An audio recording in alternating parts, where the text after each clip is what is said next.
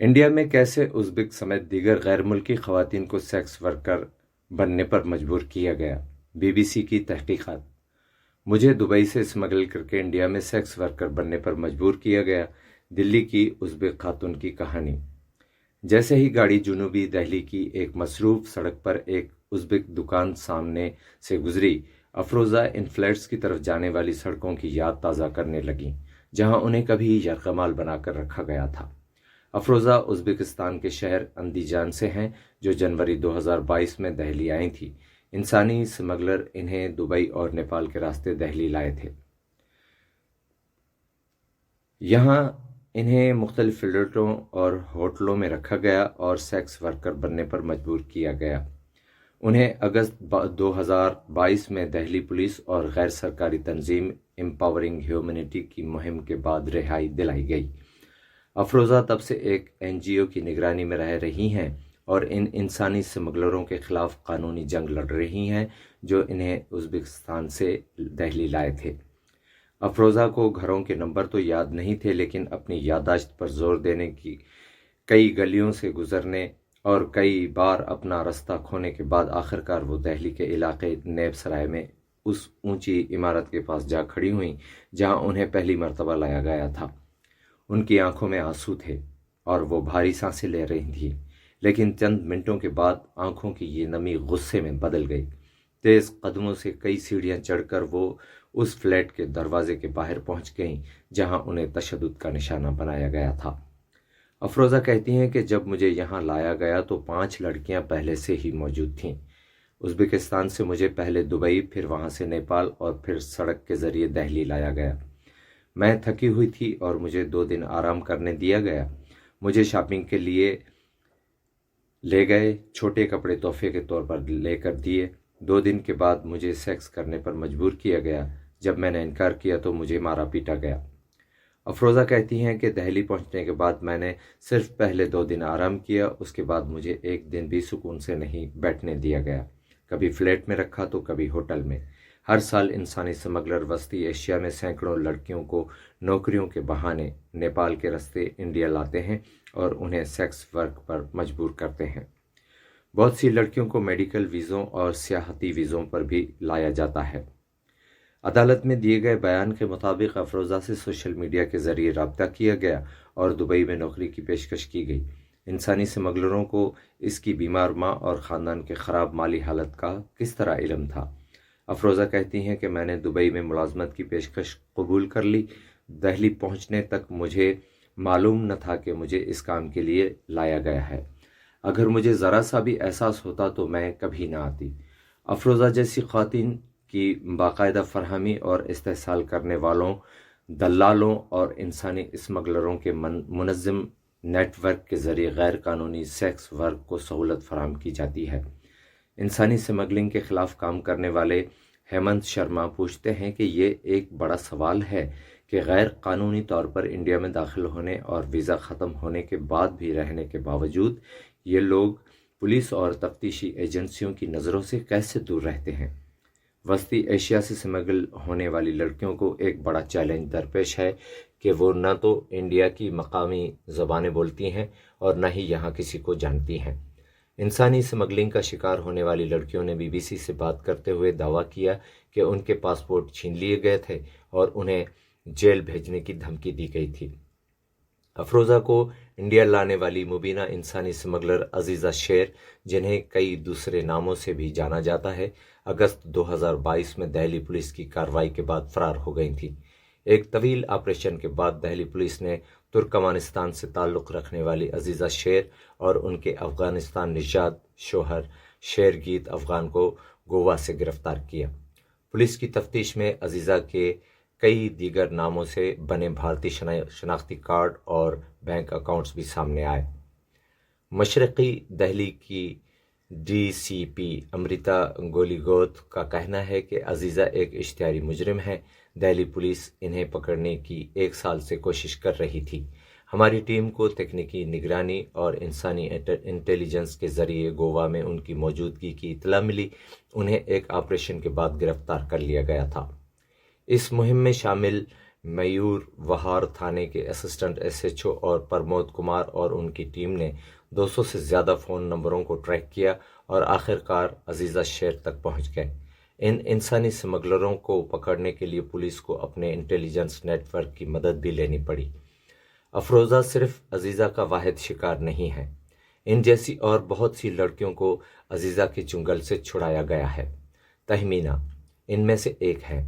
साल 2020 में दिल्ली आने वाली तहमीना को भी नौकरी का लालच देकर बुलाया गया, लेकिन यहां पहुंचने के बाद उन्हें सेक्स वर्कर बनने पर मजबूर किया गया। तहमीना का एक वीडियो भी दिल्ली पुलिस की तहकीकात का हिस्सा है। इस वीडियो में तहमीना को बुरी तरह पीटा जा रहा है। यह वीडियो अगस्त 2022 से पहले की है और पुलिस की तफ्तीश के दौरान सामने आई। इस वीडियो की तस्दीक करते हुए तहमीना कहती हैं कि मैं बॉस अजीज़ा के चुंगल में बुरी तरह फंस चुकी थी। एक बार एक अच्छा गाहक मेरे पास आया और मैंने उससे दरख्वास्त की मुझे उनके चुंगल से निकाले। वो मेरी मदद के लिए अजीज़ा शेर के पास गया। उसके बाद मुझे बुरी तरह मारा पीटा गया और वीडियो बनाई गई। ये वीडियो दूसरी लड़कियों को दिखाई गई ताकि वो भी डर जाएं। इन दिनों तहमीना के खिलाफ गुरुग्राम की अदालत में फॉरेनर्स एक्ट बगैर वीज़े के इंडिया में रहने के तहत मुकदमा दर्ज है। उनका दावा है कि दलाल ने उनके खिलाफ ये मुकदमा दर्ज करवाया ताकि वो इंडिया में फंसी रहें। अजीज़ा शेर की गिरफ्तारी के बाद तहमीना को कुछ सुकून मिला है। उससे पहले वो हर वक्त खौफजदा रहती थी। तहमीना कहती हैं कि उसने मुझे हमेशा खौफजदा रखा। इससे मैं इतनी डरी रही कि मैं अब भी खौफ में मुब्तला हूँ। सेक्स वर्क की वजह से तहमीना की सेहत बिगड़ गई और उन्हें अपनी बच्चेदानी का ऑपरेशन कराना पड़ा। तहमीना का कहना है कि जब वो अस्पताल में थीं तो उन्हें अकेला छोड़ दिया गया और मुकम्मल तौर पर सेहतियाब होने से पहले ही दोबारा काम करने पर मजबूर किया गया। तहमीना और अफरोज़ा जैसी लड़कियों को बाज़ औक़ात एक दिन में 6 से 9 गाहकों के साथ सेक्स करने पर मजबूर किया जाता था। बीबीसी ने स्मगलरों और दलालों की डायरियों के सिफ़ात देखते हैं जो चार्जशीट का हिस्सा हैं। इनमें इन लड़कियों के काम का हिसाब भी है और रोज़ाना लाखों की कमाई का भी। इन लड़कियों का कहना है कि इन्हें इस कमाई में से हिस्सा नहीं मिलता, बल्कि स्मगलर और दलाल उनसे जाली कर्ज वसूल करते रहते हैं। बीबीसी ने दिल्ली के इन इलाकों का भी दौरा किया जहां ये लड़कियां सेक्स वर्क करने पर मजबूर की जाती थीं। पुलिस की कार्रवाई के बाद सरगर्मियां ज़रा कम तो ज़रूर हुई हैं, लेकिन अब भी जारी हैं। मशरक़ी दिल्ली की डीसीपी अमृता गोलीगोत कहती हैं कि इन इंसानी स्मगलरों की गिरफ्तारी के साथ ही नौकरियों के नाम पर लड़कियों को हिंदुस्तान लाने और उनकी पासपोर्ट छीनने और उन्हें जिस्म फरोशी पर मजबूर करने के नेटवर्क की एक कड़ी ज़रूर टूटी जाएगी। ये यकीनी तौर पर गैर मुमालिक से लड़कियों को लाने और उनसे सेक्स वर्क करवाने का काम को मुतासर करेगा। साथ ही इंसानी स्मगलिंग के खिलाफ काम करने वाली तंजीमों का ख्याल है कि अभी भी बहुत से चैलेंजेस दरपेश हैं। हेमंत शर्मा कहते हैं कि पहला चैलेंज नेपाल की सरहद पर है, जहां से लड़कियां इंडिया में दाखिल होती हैं। ये लड़कियां बगैर वीज़ा के दिल्ली पहुंच जाती हैं। इसके बाद दिल्ली और दूसरे बड़े शहरों में उनसे सेक्स वर्क करवाया जाता है। सवाल यह है कि ये सब पुलिस की नज़रों से कैसे दूर रहता है। हेमंत शर्मा कहते हैं कि दूसरा चैलेंज उन लड़कियों की बहाली है। इससे पहले फॉरेनर्स एक्ट के तहत लड़कियों को जमानत दी जाती थी और वहां से उन्हें हिरासती मरकज़ नहीं भेजा जाता था।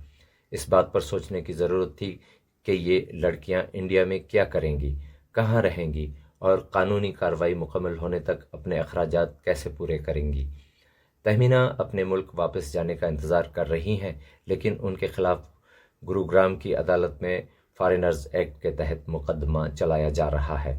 वो कहती हैं कि ये मुकदमा उन्हें फंसाने के लिए दर्ज किया गया था, जबकि अफरोज़ा गिरफ्तार इंसानी स्मगलरों के केस की गवाह हैं। दर हकीकत इंसानी स्मगलिंग का शिकार होने वाली ज़्यादातर लड़कियां फॉरेनर्स एक्ट के तहत मुकदमात में मुलविस हैं। स्मगलिंग का शिकार होने की वजह से उन्हें मुल्क छोड़ने से नहीं रोका जाता, लेकिन फॉरेनर्स एक्ट के तहत मुलजिम बनाए जाने की वजह से उन्हें केस के इख्तिताम तक मुल्क छोड़ने की इजाज़त नहीं है। वो कानूनी तौर पर इंडिया नहीं छोड़ सकती। मुतासरीन को हतमी गवाही देने तक मुल्क से बाहर न जाने का भी पाबंद बनाया गया है। दूसरी तरफ इस केस में मुलजिम के वकील ज़ुबैर हाशमी का दावा है कि मुतासरा जब चाहे अपने मुल्क वापस जा सकती हैं।